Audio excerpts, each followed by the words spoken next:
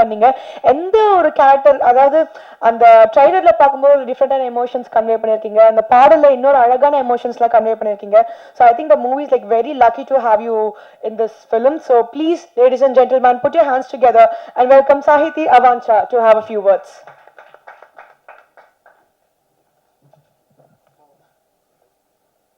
I hope I'm visible. Vanakkam andi, andarki namaskaram. I don't know Tamil. I'll try to speak in English. First of all, I'm so happy to be here in Chennai. I'm so excited. Whenever I come to Chennai, I think you all people, welcome me very nicely, and I'm so glad to be here again. My heartfelt thanks to the respected guest who came here today. Meer support chesinanduku thank you so much, Andy. And Trikhanda, I think I want to say about Trikhanda, it is a powerful journey blending with mythology, psychology, action, and stunning visuals where we all of us worked really hard on. And I just wanted to say one Tamil thing. Tamil cinema romba periya inspiration to me. And ungal kavala illai Trikhanda supera irukum. Why I'm saying this very confidently, because when I heard this story, it has given me chills. And while watching the trailer or anything, it has given me so much excitement. And I'm sure each and everyone, when you see the film, you'll also feel the same. And please support us, and thank you each and everyone who came here. Thank you so much. And especially thanks to my director Mani Garu, my producer Srinivas Garu, and my amazing co-artist Mahendran Garu and Ajay Garu, Shraddha Garu, for giving their all constant support towards this film. Thank you so much. And if I speak anything wrong in Tamil, please forgive me. உங்களுக்கு okay, எல்லாருக்கும் வணக்கம். முந்தானத்து நம்மளுடைய தமிழ் படத்தில் என்ன பார்த்துருப்பீங்க. இது வந்து இன்னொரு படம், த்ரிகாண்டா. இந்த படம் வந்துட்டு எனக்கு ஒரு பெரிய எக்ஸ்பீரியன்ஸ். மாஸ்டர் முடிச்சுட்டு மாஸ்டர் தெலுங்குல எனக்கு ஒரு நல்ல ஒரு என்ட்ரி கொடுத்தது. அங்கே வந்து ரொம்ப நிறைய பேர் ரெகனைஸ் பண்ணாங்க, ரொம்ப அப்ரிஷியேட் பண்ணாங்க. அதுக்கப்புறம் நான் நினச்சிட்டே இருந்தேன், எப்படியாவது தெலுங்குலேயே ஒரு நல்ல படம் பண்ணணும். சரி, ஒரு ஆக்டராக இருக்கும்போது நான் சின்ன வயசில் தமிழ் தெலுங்கு மாற்றி நான் நிறைய படம் பண்ணுவேன். எனக்கு அந்த ரெண்டு ஆடியன்ஸ் எனக்கு ரொம்ப எனக்கு பிடிக்கும். எனக்கு வெல்கம் கொடுத்துருக்காங்க. ஸோ அப்படி நினைக்கும் போது தெலுங்குல ஒரு நல்ல படம் பண்ணணும்னு நினைக்கும் போது மணியை நான் மீட் பண்ணேன். டைரக்டரை மீட் பண்ணும்போது அவர் எனக்கு ஸ்கிரிப்ட் சொன்னார். எனக்கு ஸ்கிரிப்டை வந்துட்டு அப்போ நான் கேட்கும்போது எனக்கு ரொம்ப பிடிச்சது. அண்டு இது ஒரு பியாண்ட் த இமேஜினேஷன் மாதிரி, ஒரு ஹை பட்ஜெட், மகேந்திர நம்பி, இந்த மாதிரி நிறைய ஸ்டார் கேஸ்ட் இருக்காங்க. பட் இருந்தாலுமே தமிழில் நான் மட்டும்தான் இருக்கேன். என்னை நம்பி ஒன்று பண்ணுறதுன்றது எனக்கு ஒரு பெரிய விஷயம். அது மணி வந்துட்டு எனக்கு எக்ஸ்பிளைன் பண்ணும்போது எனக்கு ரொம்ப ஹாப்பியாக இருந்துச்சு. அண்ட் டைரக்டர் என்ன சொன்னாரோ, ப்ரொடியூசர் எந்த இடத்துலையுமே 1% கூட, அது லிட்டரலி நான் சொல்லணும்னா நிறைய ஷூட் பண்ணாங்க. லைக் ஒரு ஷெட்யூல் முடிஞ்சதுக்கப்புறம் படம் பார்த்தாங்க, இல்லை இன்னும் ஆடியன்ஸ் என்டர்டெயின் பண்ணணும், இன்னும் நல்லா பண்ணான்னு சொல்லிட்டு திருப்பியும் ரைட்டிங்கில் உட்காந்தாங்க, திருப்பியும் வந்துட்டு ஃபர்ஸ்ட்லேருந்து ஸ்டார்ட் பண்ணாங்க. ஸோ இந்த மாதிரி கொஞ்சம் கொஞ்சமாக ஒரு நல்ல படத்தை பண்ணுறதுக்கு அந்த ப்ரொடியூசர் டைரக்டர் 2 பேருமே சேர்ந்து ரொம்ப கஷ்டப்பட்டுருக்காங்க. ஸோ கண்டிப்பாக அந்த கஷ்டத்துக்கு இந்த படம் ஒரு பெரிய வெற்றி கொடுக்கணும். நான் அப்படி எதிர்பார்த்த ஒரு தெலுங்கு படம் தான் இந்த படமாக இருக்குது. ஸோ ரொம்ப thank you so much Mani and Srinivasan garu. Thank you so much for this beautiful opportunity. Never, நான் எப்படியுமே உங்களை மறைச்சு போகணும். நான் எப்பயும் உங்களை மறக்க மாட்டேன். அண்ட் மியூசிக், நான் இவர் லாஸ்ட் டைம் நான் பார்க்கும்போது கொழுக்குன்னு நல்ல க்யூட்டாக இருந்தார். இப்போ வந்துட்டு உடம்புலாம் குறைச்சி ஸ்மார்ட் ஆகிட்டார். ஸோ அவரோட ஒரு பங்களிப்பு ரொம்ப பெருசு. ஏன்னா எல்லா படமும் தேட்டரில் ஒர்க் அவுட் ஆகுமா அப்படின்னு நம்ம யோசிக்கும் போது சில படம் தான் ஒர்க் அவுட் ஆகும். சில படத்தை வந்து விஷுவல்ஸ் ரொம்ப நல்லா இருக்கணும், அண்ட் மியூசிக் ரொம்ப நல்லா இருக்கணும். இந்த 2 விஷயம் நல்லா இருந்தாலே ஆர்டிஸ்ட் யாராக இருந்தாலுமே சரி, ரொம்ப ஈஸியாக ஆடியன்ஸ் வந்துட்டு பார்த்துருவாங்க, அந்த படத்தை வந்து வெற்றி படமாக மாற்றிடுவாங்க. ஸோ அந்த ஒரு பெர்ஸ்பெக்டிவ்ல பார்த்தீங்கன்னா இவரோட ஒர்க் வந்துட்டு ரொம்ப பெருசு. ஏன்னா different genres, different music sounds. ஏன்னா வந்து டேரக்டர் வந்து ரொம்ப கீன். ஏன்னா அவருக்கு வந்துட்டு விஷுவலும் மியூசிக்கும் வந்துட்டு நெக்ஸ்ட் லெவலில் வந்துட்டு ஆடியன்ஸ் என்டர்டெயின் பண்ணணும் அப்படின்றதுல அவர் ரொம்ப கீனாக இருந்தார். ஸோ அதுக்காக இவரோட உழைப்பு வந்து ரொம்ப பெருசு. Thank you so much brother. And Sahithi, ரொம்ப பியூட்டிஃபுல்லான ஒரு ஆக்ட்ரஸ் அவங்க. சூப்பராக டான்ஸ் ஆடுவாங்க. எனக்கு தெரியவே தெரியாது அவங்க இவ்வளோ நல்ல ஒரு பரதநாட்டியம் டான்ஸர்ன்ட்டு. அப்புறம் போய் நான் போய் சொன்னேன், நானும் பரதநாட்டியம் ஆடுவேன் தெரியுமா அப்படின்ட்டு. ஸோ ரொம்ப நல்லா பெர்ஃபார்ம் பண்ணியிருக்காங்க. அண்ட் கண்டிப்பாக இந்த படம் அவங்களுக்கு ஒரு மிகப்பெரிய படமாக இருக்கணும். அண்ட் ஸ்ரத்தா பண்ணியிருக்காங்க, ஸ்ரத்தா தாஸ். அவங்க ஒரு ரொம்ப முக்கியமான ஒரு கேரக்டர். இதில் எப்படி நான் ஒரு மேல் லீடாக இருப்பனோ அந்த மாதிரி வந்துட்டு ஒரு ஈக்குவலான ஒரு பவர்ஃபுல்லான ஒரு கேரக்டர் வந்து ஃபீமேலாக வந்துட்டு ஸ்ரத்தா பண்ணியிருக்காங்க. ஸோ இது ஏன்னா அவங்க ஹிந்திலையும் ரொம்ப நல்லா தெரியும், தெலுங்குலையும் ரொம்ப நல்லா தெரியும். ஸோ ஒரு மல்டி ஸ்டார் கேஸ்ட், இந்தியா ஃபுல்லாக எல்லா ஆடியன்ஸும் பார்க்கறதுக்கான ஒரு ஸ்டார் கேஸ்டாக இந்த படம் இருக்குது. அண்டு மிடில் இருக்கிறவங்க அஜய்ன்னு சொல்லிட்டு ஒரு ஒரு மிகப்பெரிய ஒரு வில்லன், ஒரு மிகப்பெரிய ஒரு ஆக்டர் தெலுங்குல. ஸோ கண்டிப்பாக இந்த படத்தில் நீங்கள் பார்க்கணும். நீங்கள் நிறைய படம் அவரை பார்த்துருப்பீங்க, நிறைய பெரிய பெரிய படங்களை பார்த்துருப்பீங்க. இந்த படத்தில் அவரோட கேரக்டர் வந்து ரொம்ப ரொம்ப நல்லா இருக்கும். ஸோ அண்ட் அவர் பண்ணியிருக்காரு. அண்ட் வினோத் வந்துட்டு எனக்கு ஒரு 13 வருஷம் 14 வருஷம் ஃப்ரெண்ட்ஸ் நாங்கள். ஏன்னா என்னோட ஃபர்ஸ்ட் படம் விழாவில் வந்துட்டு என் கூட இருந்து எனக்கு மச்சான் இப்படி பண்ணு, அப்படி பண்ணு, இப்படி தப்படின்னு சொல்லிட்டு எனக்கு ரொம்ப ரொம்ப எனக்கு சொல்லிக் கொடுத்து நான் நல்லா நடிக்கிறதுக்கு ஒரு மிகப்பெரிய ஒரு முக்கியமான ஒரு காரணமாக வந்து வினோத் கூடியே இருந்திருக்கான். ஸோ திருப்பியும் வினோத் இந்த படத்தில் நடிக்கிறான்னும் போது எனக்கு ரொம்ப ஹாப்பி. அண்ட் தேங்க்யூ மச்சான் இதெல்லாம் நடித்ததுக்கு. அண்ட் சஞ்சய் அண்ட் சஞ்சய் வந்துட்டு ரொம்ப ரொம்ப நல்ல ஒரு சைல்டு ஆர்டிஸ்ட். நானே ஒரு சைல்டு ஆர்டிஸ்ட், என் படத்தில் இன்னும் ஒரு சைல்டு ஆர்டிஸ்ட் நினைக்கும் போது எனக்கு ரொம்ப ஹாப்பியாக இருக்குது. ஏன்னா சினிமா வந்து எனக்கு ரொம்ப நிறைய சொல்லி கொடுத்துருக்கு. நிறைய வருஷம் நான் இங்கேயே இருந்திருக்கேன். நான் வந்து சாப்பிட்டு இருக்கேன், அழுதுருக்கேன், சிரிச்சிருக்கேன், புகழ் கொடுத்துருக்கு, எல்லாமே எனக்கு இந்த சினிமா கொடுத்துருக்கு. ஸோ அதே மாதிரி ஒரு சைல்டு ஆர்டிஸ்ட்டை பார்க்கும்போது கண்டிப்பாக இந்த சினிமா அவங்களுக்கும் நிறைய கொடுக்கும். Wishing you all the very best. And கெஸ்ட்டாக வந்த சங்கர் சார் ஆகட்டும், அருண் சார் ஆகட்டும், sir thank you so much sir நீங்கள் வந்ததுக்கு. அண்ட் ஆர்ட் டைரக்டர்னா நான் ஐ திங்க் யாரையும் நான் விடலன்னு நினைக்கிறேன். அண்ட் இந்த படம் ரொம்ப நல்ல ஒரு படம், தேட்டரில் ரொம்ப ரொம்ப நல்லாயிருக்கும், உங்களை ரொம்ப என்டர்டெயின் பண்ணும்.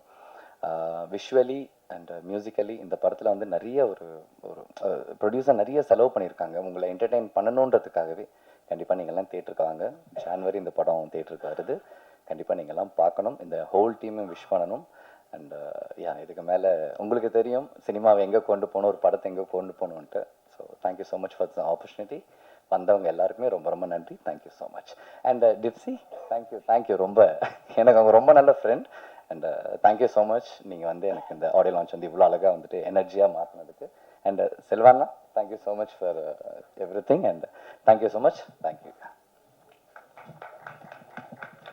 தேங்க்யூ. வந்தது அதோட போட்டியா இல்ல கண்டம் படத்துல இருக்குதா? ஏன்னா குமரி கண்டம் சொல்லிட்டீங்க. ஏன்னா ஹாரர் த்ரில்லர்னு ஒரு மியூசிக் டைரக்டர் சொல்லப்போ ஒரு 2-3 பாயிண்ட் சொன்னாரு. அது மாதிரி 3-4 கண்டத்துல இருந்து தப்பிக்கிறாரு. அதனால கண்டம் அப்படிங்கிற மாதிரி மீனிங்கா? இல்ல இது ஒரு கிங் நேம் தான் திரிகண்டா. அதான் நேம். அது திரிகண்டா அந்த கண்டம் மாதிரி இல்லை. அது நம்ம மூவில ஒரு கிங் நேம். அது கிங் யாரு, மகேந்திரானா, இது ஒரு பர்சனா அந்த மூவி பார்த்தோம்னா தெரியும் சார். அதே மாதிரி தமிழ்லேருந்து 2-3 பேர் மகேந்திரன் சார், வினோத் எல்லாம் போட்டிருக்கீங்க. ஆனால் படத்தில் வந்து மகேந்திரன் சார் டேரக்டர் தான் கொஸ்டின். டேரக்டர் தான் மகேந்திரன் தெரிஞ்சாரு, கல்லூரி வினோத் தெரியவே இல்லையே, என்ன காரணம்? இப்போ ட்ரெய்லரில்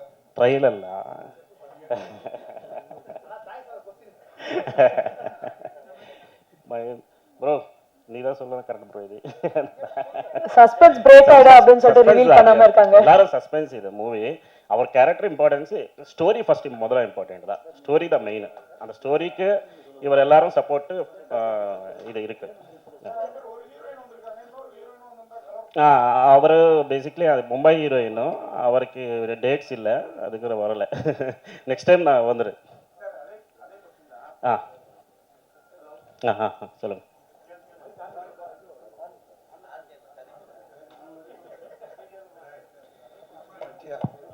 சார் அதே கொஸ்டின் தான். அவங்க மும்பை ஹீரோயின் ஓகே, ஆனா ஆடி லான்ச் பண்ணும்போது அந்த மும்பை ஹீரோயின் போட்டோ வச்சு தான் ஆடி லான்ச் பண்ணுமா? ஏன் மகேந்திரன் இருக்காரு, அவர் போட்டோ போட்டு ஆடி லான்ச் பண்ணிக்கலாமே. இல்ல நெக்ஸ்ட் டைம் வந்துறேன் அவர் எல்லாரும். நெக்ஸ்ட் டைம் அது ஓகே சார். அது தப்பு பண்றது நெக்ஸ்ட் டைம். ஸ்டார்டிங்கே வந்து இப்போ வந்து தமிழ் ஹீரோ இல்ல, இங்க மகேந்திரா தான் இம்பார்ட்டன்ட். தமிழ்ல அவர் போட்டோ வச்சிருக்கலாம். அவர்தான் ஹீரோ, அவர்தான் சவுத் இந்தியன் ஸ்டார். ஆடி லான்ச் பண்ணும்போது அவர் போட்டோ இல்ல, அதுல அதனால கேட்டோம். இல்ல சிடில யாரு சிடி லான்ச்லோ சிடி லான்ச்னா இல்லை மகேந்திரா இப்போ எல்லாரும் இங்கே தான் எல்லாரும் இருக்குதாண்ணா ட்ரைலரில் இருக்கு யூடியூப்ல பெரிய இருக்கு அவரே இல்லை அவர் மும்பையில் ஹீரோயின் மட்டும்தான் இருக்கிறார் பிரச்சனை இல்லை மகேந்திரா தான் இம்பார்ட்டன்ட் ஃபர்ஸ்ட் மகேந்திரா தான் இம்பார்ட்டன்ட் மகேந்திரன் சார் சொல்லுங்க சார் மகேந்திரன் சார் சொல்லுங்க. நாங்கள் வந்து மகேந்திரன் பார்க்குறோம் ஆனால் உங்கள் கூடவே வந்து மாஸ்டர் மகேந்திரன் அந்த மாஸ்டர் பேர் தொடர்ந்து வந்துட்டே இருக்கு எப்பயாவது எடுக்கிற பிளான் இருக்கா இல்லை வந்து அதே ட்ராவல் பண்ணிட்டு டிவி கேல சேர்ற மாதிரி அது மாதிரி பிளான் எதாவது வச்சிருக்கீங்களா? ஆக்சுவலி வந்துட்டு எங்ககிட்டயே வந்துட்டு சொல்லியிருந்தாங்க நாங்க இந்த படத்துல இன்ட்ரடியூஸ் பண்ணும்போது மகேந்திரன் சார் அவர்கள் தான் வந்துட்டு நாங்க இன்ட்ரடியூஸ் பண்ணிட்டு இருக்கோம்.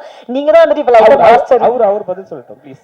இல்ல நாங்க வந்துட்டு ப்ளீஸ் இல்லை அண்ணா ஓகேண்ணா மாஸ்டர் அப்படின்றது மாஸ்டர் படம் வந்ததுனால நான் மாஸ்டர் மகேந்திரன் கிடையவே கிடையாது. நாட்டாமையில் 94லயே என் பேர் வந்துட்டு ஸ்க்ரீனில் வரும்போது ரவிக்குமார் சார் கொடுத்தது தான் அந்த மாஸ்டர் மகேந்திரன் அப்படின்ற ஒரு பேர். ஸோ அது மாஸ்டர் அது திருப்பியும் விஜயண்ணா மூலயமா லோகேஷ்னா மூலயமா அந்த படம் வந்திருக்குன்னா அது வந்துட்டு அந்த யூனிவர்ஸோடைய கிஃப்ட் தான் எனக்கு அது. ஏன்னா நான் ரொம்ப வருஷமாக நினச்சிட்டு இருந்தேன் மாஸ்டர் மகேந்திரன் சொன்னால் எல்லாரும் இன்னும் சைல்டு ஆர்டிஸ்டாக நினைப்பாங்களோ அப்படின்ட்டு. பட் ஆனால் மாஸ்டர் வந்து அப்படியே அந்த இமேஜை ஃபுல்லாக உடச்சி அதை எடுத்துக்கிச்சு. ஸோ என்றைக்குமே அது பெருமையான விஷயம்தான். எனக்கு மாஸ்டர்ன்றது எனக்கு என்றைக்குமே ரொம்ப சந்தோஷமான விஷயம் தான். பட் ஆனால் இந்த மகேந்திரன் சொல்கிறதுல எனக்கு இன்னும் கொஞ்சம் கம்ஃபர்டபுளாக எனக்கு தோணுது. மேபி சம்டைம் சூன் நீங்கள் சொன்னது நடக்கலாம். மகேந்திரன் மாஸ்டர் மகேந்திரனாகவே இருக்கலாம். மகேந்திரன் நாங்கள் சின்ன வயசுல உங்கள் சைல்ட் ஹாஸ்லேருந்தே பார்த்துட்டு வர்றோம். ஆனால் வந்து இப்போ வந்து பெரிய ஹீரோ ஆயிட்டீங்க. எப்போ தான் மேரேஜ் பண்ணுவீங்க? எப்போ தான் சீக்கிரம் ஒரு நல்ல சீட் சொல்வீங்க? இல்லைண்ணா நான் தொடர்ந்து நிறைய படங்கள் நடிச்சிட்டு இருக்கேன். கல்யாணம் பண்ணதெல்லாம் பண்ண முடியாதுன்னு நினைக்கிறேன். அண்ட் இல்லைண்ணா எனக்கு சினிமா தானே எனக்கு ஃபர்ஸ்ட் என்னோட வெற்றி தானே எனக்கு ரொம்ப தேவைப்படுது. நான் நாளைக்கு ஒரு பொண்ணை கல்யாணம் பண்ணிட்டு நான் இப்போ ரொம்ப வந்துட்டு ஒரு சரியான ஒரு தேட்ரிக்கல் சக்ஸஸ்க்காக நான் ஓடிட்டு இருக்கேன். இப்போ நான் அந்த பொண்ணை கல்யாணம் பண்ணிட்டு இருமா நான் ஜெயிச்சிருவேன்னு சொல்லிட்டு அவங்களையும் வெயிட் பண்ண வைக்கல. எனக்கு அந்த உடன்பாடே கிடையாது. எனக்கு சினிமா மேலே தானே நிறைய லவ் இருக்கு. Mahendran sir, actually after this movie, if you see his character, most of girls call him for help. Yeah. What help, sir? ஆமாம்மா இதில் ஒரு மேட்டர் இருக்கு. Yes correct. Mahendran sir sir நீங்க எப்படி நடிப்பீங்கன்னு எல்லாருக்கும் தெரியும். சின்ன வயசுலேருந்து நல்லா நடிப்பீங்க. விழா படம் கூட அவ்வளோ சூப்பராக இருக்கு. இப்போ தெலுங்குல தான் 3 படம் பண்றீங்க, ரொம்ப சந்தோஷம். தமிழ்ல ஏன் அந்த இடைவெளி, என்ன காரணம்? சார் எனக்கு தேட்டர் கொடுங்க சார். நான் அதை ஓப்பனாக கேட்குறேன். எனக்கு தேட்டர் கொடுங்க. நிறைய டிஸ்ட்ரிபியூட்டர்ஸ் தயவு செஞ்சு நான் திருப்பி சொல்கிறேன். நான் இந்த சினிமாவை நம்பி மட்டும்தான் இந்த செகண்ட் வரைக்கும் நான் போட்டிருக்க இந்த வாட்சாக இருக்கட்டும், இந்த சட்டையாக இருக்கட்டும், என் ஃபோனாக இருக்கட்டும், எல்லாமே இந்த சினிமாவில் நான் உழைச்சி சம்பாதிச்சது. எனக்கு இந்த சினிமா தவிர எனக்கு வேறு எதுவுமே தெரியாது. தயவு செஞ்சு சொல்கிறேன். நான் உங்ககிட்ட வந்துட்டு எனக்கு 500 தேட்டர் கொடுங்க 400 தேட்டர் கொடுங்கலாம் நான் கேட்கல. ஒரு படம் வருதுன்னா அந்த ப்ரொடியூசருக்காக நீங்கள் தேட்டர் கொடுத்தீங்கன்னா அப்போ உங்களுக்கு க்ளீனாக தெரியும் நான் வந்து நல்லா நடிக்கிறேன்னா இல்லையான்ட்டு. எனக்கு அந்த ஒரு இஷ்யூ எனக்கு என்றைக்குமே இருந்துக்கிட்டே இருக்குது சார். நான் இந்த ஸ்டேஜை யூஸ் பண்ணி கேட்குறேன். எல்லா டிஸ்ட்ரிபியூட்டர்ஸ்கிட்டையும் கேட்குறேன். எல்லா தேட்டர் ஓனர்ஸ்கிட்டையும் கேட்குறேன். தயவு செஞ்சு எங்கள் எல்லாருக்கும் தேட்டர் கொடுங்க சார். நாங்களும் நிறைய படம் பண்ணிகிட்டு இருக்கோம் சார். வரணும், ஆடியன்ஸ் முன்னாடியே எங்கள் டேலண்ட்டை காமிக்கணும்னு நாங்கள் ரொம்ப ஆசைப்பட்டுட்டு இருக்கோம். ப்ளீஸ் வாய்ப்பு கொடுங்க. தேங்க்யூ. எனக்கு அங்கே ரொம்ப நல்லா இருக்குமா ஹானஸ்டாக. எனக்கு அது ரொம்ப சந்தோஷமாக இருக்குது. இட்ஸ் நாட் அபவுட் நான் தெலுங்கு தமிழ் நான் சொல்ல விரும்பல. அந்த இண்டஸ்ட்ரியே வந்துட்டு சினிமாவை ரொம்ப பியூராக என்டர்டெயின்மெண்ட்டாக பார்க்குற ஒரு க்ரௌட். அவங்க இன்னி வரைக்குமே வந்து ஓடிடிக்காகலாம் அவங்கெல்லாம் வெயிட் பண்ணவே மாட்டாங்க. படம் ரிலீஸ் ஆகுதுன்னா அது பெரிய படமோ சின்ன படமோ ஓடி போய் அந்த படத்தில் அது யார் ஹீரோவாக இருந்தாலும் சரி அந்த படம் பார்க்கணுன்ட்டு அவங்க எல்லாருமே ஆடியன்ஸ் தேட்டருக்கு போயிட்டுருக்காங்க. ஸ்டில் எனக்கு தெரிஞ்சு இந்தியாவிலேயே தெலுங்கு வந்துட்டு சினிமாவை ரொம்ப லவ் பண்ணுற பீப்புள், இன்னும் தேட்டருக்கு ஓடுற பீப்புள் தெலுங்குல இருக்காங்கன்னு நான் நினைக்கிறேன். Thank you. Mahendran sir, good evening sir. Sir hi sir. இப்போ நீங்கள் வந்து சின்ன வயசுலேருந்து இப்போ வரைக்கும் ஒரு ஹீரோ கதை நாயகனாக இப்போ வரைக்கும் நடிச்சிட்ருக்கீங்க சார். ஆரம்பத்துலேருந்து கமல்ஹாசன், தனுஷ், சிலம்பரசன் இந்த மாதிரி ஆட்கள்லாம் வந்து ரொம்ப வருஷமாக ட்ராவல் ஆகும்போது எல்லா ஃபீல்டுலேயும் உள்ளே வராங்க. Production, singing, story writing, direction. நீங்கள் ஒரே இதில் தான் இருக்கீங்க. நீங்கள் வேறு எதாவது சூஸ் பண்ணி பண்ணணும்னு ஐடியா இருந்துச்சா? அதை தவிர்த்துட்டு ஏன் நடிப்பு மட்டும் போயிட்டுருக்கீங்க? இது எதனால்? ஏன்னா இவ்வளோ வருஷம் வந்து எவ்வளோ கேமராஸ் உங்கள் முன்னாடி வந்திருக்கு, எவ்வளோ கதைகள் பார்த்துட்டீங்க. வேறு ஏதாச்சும் போகணும்னு ஐடியா இருக்கா? நடிப்பை மட்டும்தான் இருக்கணும்னு ஆசைப்பட்றீங்களா? கண்டிப்பாக இருக்குது சார். நான் கேஎஸ் ரவிக்குமார் சாரோட கையில் வளர்ந்த ஒரு பையன் நான். எனக்கு அவரை விட வந்து இந்த சினிமாவில் வந்துட்டு டைரக்ஷனாக அவ்வளோ அக்யூரேட்டாக ஸ்கிரிப்டையும் ஆர்டிஸ்ட்டையும் ப்ரொடியூசரையும் ஹேண்டில் பண்ணுறவங்க யாருமே இருக்க மாட்டாங்கன்னு அடிக்கடி நான் சொல்லிகிட்டே இருப்பேன். அவரோட கையில் வளர்ந்த பையன். எனக்கு டைரக்ஷனாக ரொம்ப ரொம்ப ரொம்ப பிடிக்கும். ஒரு நாள் கண்டிப்பாக அதுவும் இருக்குது. Thank you sir, thank you. Mahendran Sir. Mahendran இங்கே ஆக்சுவலாக இதா. நீங்கள் கொஞ்ச நேரத்துக்கு முன்னாடி சொன்னீங்க தெலுங்கு பீப்புள் வந்து தேட்டருக்கு ஓடுறாங்க ரசிக்கிறாங்கன்னு. இங்கே வந்து மஞ்சுமல் பாய்ஸ்னு ஒன்று போச்சு, தமிழில் தான் மிகப்பெரிய ஹிட்டு. காந்தாரான்னு ஒன்று வச்சு, அதுவும் தமிழில் தான் ஹிட்டு. ஸோ தமிழில் தான் இருக்கிறதுலே எல்லா லாங்குவேஜையும் லைக் பண்ணி தேட்டருக்கு போகிறாங்க. அப்படி இருக்கும்போது தமிழ் ஆடியன்ஸை எப்படி நீங்கள் குறை சொல்லலாம்? அண்ணா, தமிழ் அப்படி ஆடியன்ஸ் கிடையாது. தேட்டருக்கு வரலன்னு எப்படி சொல்லலாம்? நீங்கள் இந்த கொஷின் ஏன் கேட்குறீங்க எனக்கு தெரியும், எழுதுறதுக்கு தானே. I know. ஆனால் இட்ஸ் நாட் அபவுட் தட்னா. நீங்கள் நல்லா பாருங்கள், நம்ம தமிழ் ஆடியன்ஸ் வந்துட்டு அங்கே வர படங்களுக்கு தேட்டருக்கு போகிறாங்க நீங்கள் சொல்கிறீங்க. பட் ஆந்திராலையும் தெலங்கானாலையும் ரொம்ப ரொம்ப சின்ன படம், 1 கோடி ரூபா படம், 1.5 கோடி ரூபா படம், அங்கே யாருன்னே தெரியாது, அந்த ஆர்டிஸ்ட் யாருன்னு கூட தெரியாது. பட் தேட்டருக்கு ஆடியன்ஸ் போகும்போது அந்த அந்த போஸ்டர்லாம் பார்க்கும்போது, ஓ ஏதோ ஒரு படம் வந்திருக்குப்பா, சின்ன பசங்க பண்ணியிருக்காங்க, வாங்க போய் பார்க்கலாம். புரியுதா உங்களுக்கு? அவங்களோட தாட் ப்ராசஸ் அவ்வளோ சிம்பிளாக இருக்குன்ற நான். இங்கே நம்ம இங்கே பார்க்கும்போது அது இல்லை. எனக்கே கஷ்டமாக இருக்குது சார். நான் ஓப்பனாக சொல்கிறேன் சார். கொஞ்சம் வருஷத்துக்கு முன்னாடி மகேந்திரனை வச்சு நான் படம் பண்ணியிருக்கேன்னு ஒரு ப்ரொடியூசர், டேரக்டர், ஒரு டிஸ்ட்ரிபியூட்டர் கிட்ட போய் சொல்லும்போது, அவனை வச்சு ஏன் பண்ணுறீங்க, அவனுக்கு மார்க்கெட் இல்லைன்னு சொன்னாங்க சார். அதெல்லாம் நான் என்ன பதில் சொல்கிறதுன்னு எனக்கு தெரியல. ஸோ அவ்வளோ நிறைய விஷயம் இருக்குது சார். இங்கே அதெல்லாம் ஹேண்டில் பண்ணி தாண்டி தான் வர வேண்டியதாக இருக்குது சார். கேபிள் சங்கர் சாருக்கும் ஆரம் சாருக்கும் இப்போ நீங்கள் ஸ்டேஜில் சொன்னீங்க, 2 பேரும் மாற்றி இப்போ வந்து டிஜிட்டலாக மாறிடுச்சு, எங்கேயும் ஆர்டிஸ்ட் தேட்டருக்கு எடுத்துகிட்டு போக முடியாது நீங்கள் சொல்கிற மாதிரி. ஹார்ட் தான் எடுத்துகிட்டு போகணும். இல்லை, நீ கியூபும் மாறிட்டு இருக்கு, எல்லாமே Cube டிஜிட்டலாக மாறிடுச்சு. கியூபாக இருந்தாலும் ஹார்ட் எடுத்துகிட்டு போகிறது இருக்குது. நீங்கள் நினைக்கிற மாதிரி இன்டர்நெட்லேருந்து டவுன்லோட் பண்ணி இல்லை அவர் ஹார்ட் தான் முதல்ல வச்சாரு. அது வச்சுருக்கேன். 2வது இவ்வளோ பிரச்சனைக்கு மீறி நீங்கள் தயாரிப்பாளர் சங்கம்னு ஒன்று எலெக்ஷன் வருது, ஒழுங்காக நீங்கள் ஒருத்தரை தேர்ந்தெடுத்திருந்தா இவ்வளோ பிரச்சனை வருமா? இப்போது மகேந்திரன் வந்து எல்லாருமே சிறு படங்களுக்கு தேட்டர் கொடுக்கல, சிறு படங்களுக்கு ஷூட்டிங் பண்ணால் இவ்வளோ பிரச்சனை ஆகுது, அவங்க இடைஞ்சல் பண்ணுறாங்க. ஒழுங்கான ஒரு வேட்பாளரை சரியான ஆளை நியமித்தா இவ்வளோ பிரச்சனை ஏன் தமிழ் சினிமாவுக்கு வருது? ப்ரொடியூசர் கவுன்சில் 7 இருக்குது. அதை தான் சொல்கிறேன். நீங்களாம் தானே இருக்கீங்க. இல்லைங்க, 7 இருக்குன்னு வாயில் நம்ம சொல்லக்கூடாது. 7 பேருமே ஏன் போச்சுன்னு கேட்கணும். இல்லை, 7 பேருமே ப்ரொடியூசர் கவுன்சில் இருக்கவங்க இவங்க சரியில்லைன்னு இவங்க சரியில்லைன்னு இவங்க அப்படின்னு தான் பண்ணிட்டு இருக்காங்களே தவிர யாருமே அவங்கவுங்களுக்கான விஷயம் தான் பண்ணுறாங்க. இந்த கியூப் விஷயமும் ஒன்றுமே இல்லைங்க, ரொம்ப சிம்பிளான விஷயம். ரொம்ப வருஷத்துக்கு முன்னாடி விஷால் தலைமையில் இருந்தபோது கியூபுக்காக வந்து ஒரு 15 நாள் ஒரு 2 வாரம் 3 வாரம் படமே ரிலீஸ் பண்ணாமல் இருந்தது இல்லையா? அப்போ உடனே நாங்கள் வந்து விலையை குறைச்சிட்டோம், 1Kக்கெல்லாம் உண்மையாக 1000 2000 ஒரு ரேட்டை ஃபிக்ஸ் பண்ணிட்டோன்னு சொன்னாங்க. ஆனால் என்ன காமெடினா 1K தேட்டரே கிட்டத்தட்ட விரலூட்டி நீர் அளவுக்கு இந்த தேட்டரு. அந்த தேட்டரில் விலை குறைச்சா என்ன குறைக்காட்ட என்ன, அதெல்லாம் ஒரு பேச்சுக்கு செய்கிறது தான். இப்போ நான் அதான் சொன்னேன், இப்போ லேட்டஸ்ட்டாக வந்த விஷயம் சொல்கிறேனே, காம்படிஷன் கமிஷனில் நீங்கள் யார் வேணாலும் வந்து கண்டென்ட் எடுத்து போய் கொடுக்கலாம். இப்போது கியூப் தவிர யூஎஃப்ஓ தவிர நிறைய 4-5 கம்பெனி இருக்குது. இந்த 4-5 கம்பெனி வரும்போது என்ன சொன்னாங்கன்னா, நாங்கள் அவங்களோட குறைச்சி பண்ணுவோம் தான் சொல்கிறாங்க. ஆனால் அப்படி பண்ணுறதே இல்லை. எல்லாரும் அதே மாஸ்டிங் சார்ஜ் வாங்குறாங்க. எல்லாரும் அதே போல் ஒரு வாரத்துக்கான காசு தான் வாங்கிக்கிறாங்க. 21 ஷோக்கான காசு தான் வாங்கிக்கிறாங்க.